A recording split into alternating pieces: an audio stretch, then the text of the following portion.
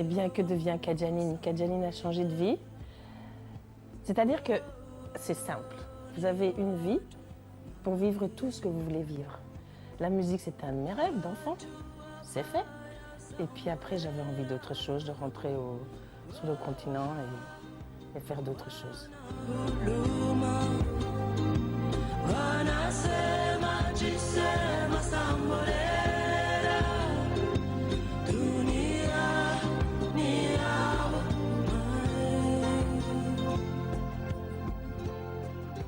J'étais ambassadrice de l'UNICEF pendant 15 ans, jusqu'à ce que je passe le relais aux jeunes, quoi, pour qu'ils continuent. Et ça me permettait de partir aussi, de faire autre chose. Mais pendant cette mission-là, je suis allée notamment en Guinée, au Sierra Leone et au Burundi, etc.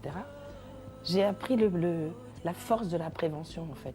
Dans des pays comme les nôtres, où le médicament, finalement, c'est la prévention. Puisque docteur, hôpital, voilà. Pourquoi la prévention? Bon, parce que, à force d'écouter ces nouvelles alarmantes qui venaient des instances mondiales, même instances au niveau médical, mais surtout au niveau financier aussi, parce qu'il y a quand même un gros problème financier qui va se greffer à ça, de sécurité alimentaire. Je me dis, mon Dieu, les hôpitaux, ça ne marche pas très bien, les équipes médicales, on n'est pas armés. Qu'est-ce qu'on peut faire? Et voilà, et je me suis souvenu que la prévention était vraiment la maladie, le médicament du pauvre, et que ce qu'il faut faire, c'est ne pas être malade le plus possible. Et pour ne pas être malade, voilà, il y a 2-3 choses simples à faire, et ces 5 gestes, on les a mis dans la chanson que j'ai décidé d'écrire, mais dans un moment de grand désespoir, vous savez, où je me dis, oui, il faut que je me lève, il faut que je fasse quelque chose, moi aussi, on ne peut pas laisser ça comme ça. Mais je me suis dit, tu ne reviens pas à la musique quand même, c'est ce que tu sais faire, c'est vrai. C'est un outil de sensibilisation magnifique, mais ajoute-y les enfants, parce que les enfants aussi sont un vecteur extraordinaire. Ce que j'ai appris avec l'UNICEF, ils sont redoutables, ils sont des vrais gendarmes avec leur mère. Tu lave-toi les mains, est-ce que le petit est vacciné, tout ça. Ils font ça très bien.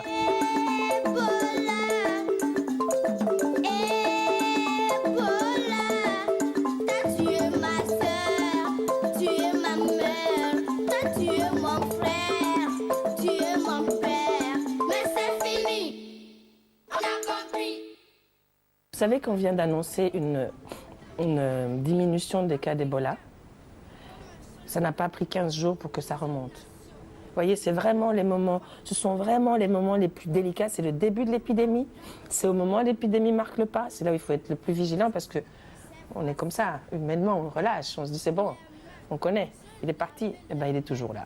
Il est toujours là et plus fort que jamais, d'autant plus que le virus mute et qu'il faut le poursuivre pour le soigner. Il faut suivre sa mutation. Donc, c'est très compliqué, vraiment. Et c'est pour ça que cette histoire de prévention-là, je compte sur tout le monde pour que ça aille là où ça doit aller, c'est-à-dire en Guinée, au Sierra Leone. Et c'est la raison aussi pour laquelle j'ai fait ça dans plusieurs langues. Je me suis dit, s'il faut sous-titrer, traduire, il a dit quoi, tout ça, je voudrais que les gens la chantent. Parce que quand on chante, ça rentre. Et automatiquement, on se souvient de tout.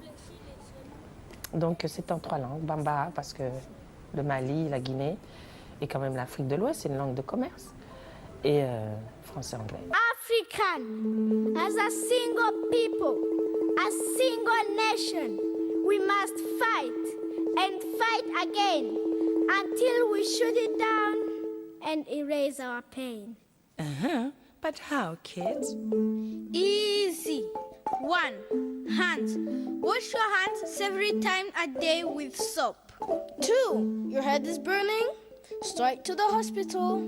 3. Somebody is sick. Hey, don't touch. You understand? Don't touch. Only the doctor or the nurse can look after him and cure him. Nobody else. 4. Even if you're scared, no panic. Just give a call to your common sense. 5. When you meet somebody, join both hands, bend the knee, and so, without touching, you greet him respectfully.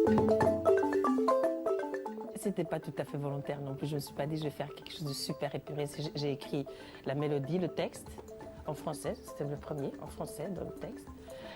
Donc j'avais la mélodie dans la tête et puis je me suis dit, il faut que je trouve un musicien. Donc je suis partie dans la petite ville voisine et je connaissais des musiciens qui de temps en temps viennent jouer au village.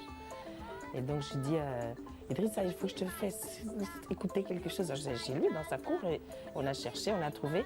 Et il joue du balafon, c'est un homme orchestre, il joue du balafon, il fabrique des instruments et tout ça. Et puis il commence avec cette petite mélodie. Je disais ça. Et c'était pas du tout, je veux quelque chose de super roots. Non, non. Ça s'est fait. Je vous dis, ce projet, il s'est mis en place tout seul parce qu'il fallait trouver des enfants après. Donc voilà, j'ai trouvé des enfants qui n'avaient jamais chanté, qui n'avaient, enfin pas dans un micro. J'ai trouvé, tout ça, on s'est enchaîné facilement. Et puis là, je me suis dit, bon, c'est très bien. Maintenant, tu as du Bambara, du français et les Sierra Leonais et les autres, là, on fait quoi? Ok, retour en Europe, trouver des enfants qui parlent anglais, que je ne connaissais pas d'ailleurs. Merci les parents. Et je rebelote et on a tout fait. Et puis le clip, je suis repartie en Afrique, refaire le clip avec un réalisateur qui s'appelle Pascal Colson qui avait fait ces pastilles. Je ne sais pas si vous vous souvenez de ces pastilles qui passaient à la télévision, Football Made in Africa, pendant la Coupe du Monde. Ça passait un peu partout, même sur les grandes chaînes d'Afrique. Et je me dis, lui, il sait filmer l'Afrique. C'est avec lui que je voudrais le faire. Et la dame qui fait le montage, qui s'appelle Christelle Berry, et qui est une jeune femme. C'est pas une monteuse, c'est une conteuse. Parce qu'avec les images que Pascal apporte, elle raconte toute une histoire.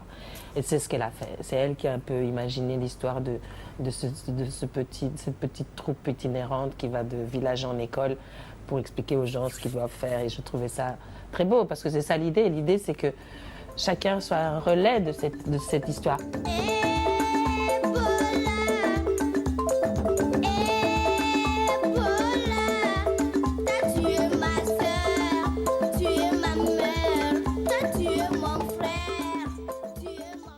En plus, dans la bouche d'un enfant, c'est tellement fort. Et puis, je me suis dit aussi, les enfants vont la connaître par cœur parce qu'ils vont avoir envie de la connaître pour la chanter. Et ils vont la chanter à la maison. Donc, finalement, ce qui était bien avec cette musique que vous dites minimaliste, qui est venue toute seule, c'est que c'est une chanson qui avait déjà sa propre mélodie, qu'on peut chanter avec a cappella, en clapant, en tapant dans les mains. Ça vous fait plaisir au micro, là? En tapant dans les mains, en dansant dans les écoles, etc. C'est facile, voilà, c'est super simple. Vous l'écoutez une fois, vous repartez avec la mélodie dans la tête.